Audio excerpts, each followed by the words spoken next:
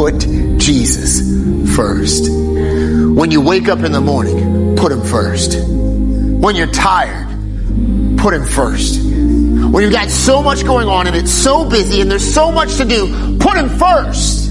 The reality is that you can make it without the things that are stressing you out. But you can't make it without Jesus. You've got to put Jesus first.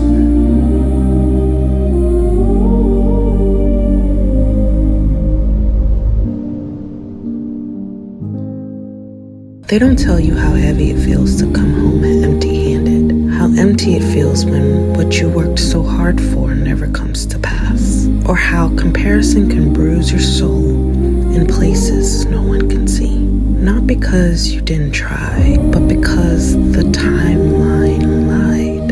And now you're trying to figure out who you are without all the things you thought would prove it.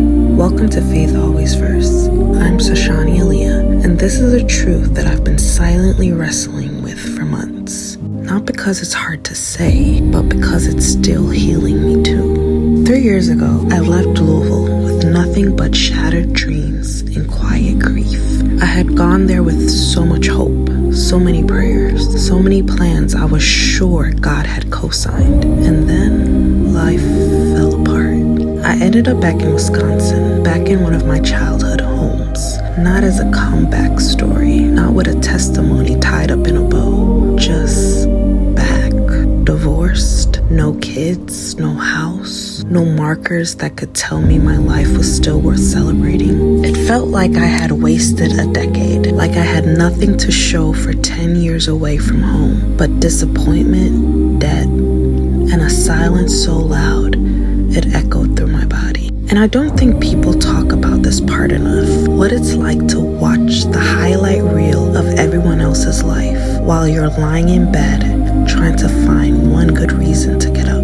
I wasn't just grieving what didn't happen. I was grieving who I thought I'd be by now. In comparison, it didn't just sneak in. It sat at my table, feasted on my peace, told me I was behind, broken, and barely holding it together. And here's the truth I couldn't say out loud for a long time. I didn't want to die, but I didn't really want to live either. Not like that. Not in a life that felt like a graveyard of old dreams. Not in a room that reminded me of everything I had once outgrown. Not in a town that held memories I couldn't escape. That season taught me something I never expected to learn. Sometimes grief isn't just about death. It's about delay, about disillusionment, about watching time pass and wondering if you'll ever catch up. And it's wild how quickly the enemy will weaponize your timeline against you. You start to believe that if you're not married by now, if you don't have a house by now, if you're not healed by now, then maybe you missed it. Maybe God skipped you.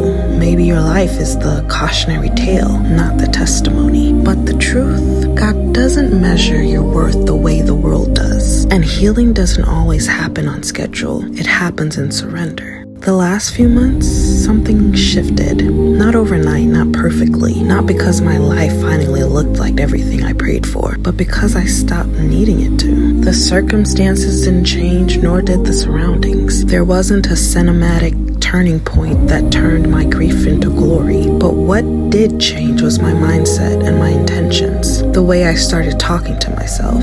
The subtle ways I started showing up for me. I haven't rebuilt my life yet, but I'm digging myself out of the grief, out of the guilt, out of the timeline I thought had already disqualified me. I'm learning to seize the life I do have, to name what gives me peace and pursue it, to name what gives me grief and change it. I started chasing purpose instead of timelines, peace instead of proof, and a version of joy that doesn't need anyone else's validation to feel real. So no, I haven't done anything big or impressive yet, but I've started moving. I've started breathing again. And some days, that's more than enough.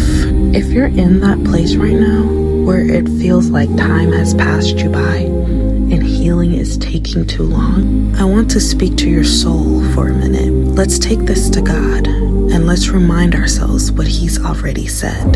God, we bring you the weight of comparison, the quiet quiet shame that says we should be further along, the grief of not becoming who we thought we'd be by now. Help us release the timelines we created without you. Teach us how to honor the life we have, even while we're still rebuilding it. And remind us, gently and consistently, that we are not behind, we are becoming. Now that we've poured this into God's hands, let's speak life over ourselves. These aren't just nice words, they're the truth of His word, and they have the power to reframe our minds and restore our hope. Say them with me. Let them sink deep, and let them remind you of what's still possible. I'm not behind, I am becoming. The world may rush, but God moves with intention. Ecclesiastes 3:11 says, He makes everything beautiful in its time. Delay is not denial, it's refinement. Just because it hasn't happened yet doesn't mean it won't. Habakkuk 2:3 says, though it linger, wait for it. It will certainly come. My value is not measured by milestones. God never asks for a resume. He just wants relationship. Luke 12:7 says, you are worth more than many sparrows.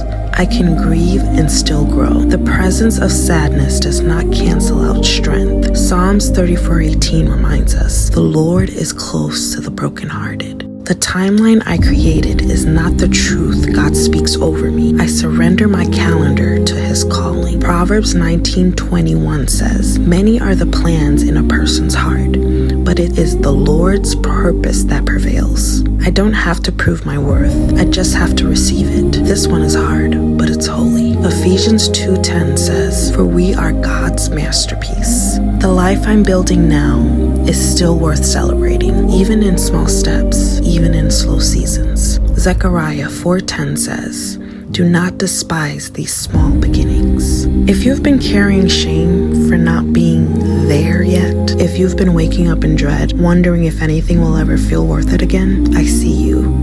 I've been you.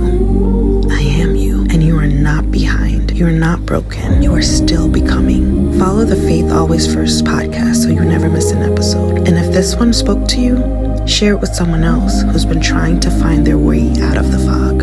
Go deeper with the Soul Notes Companion Guide, a tool for processing the wounds you didn't know were still shaping you. Get your copy at sashanialiyah.gumroad.com/l/soulnotes. Listen now on Apple Podcasts, Spotify, Amazon Music, or YouTube. And remember, the timeline doesn't define you.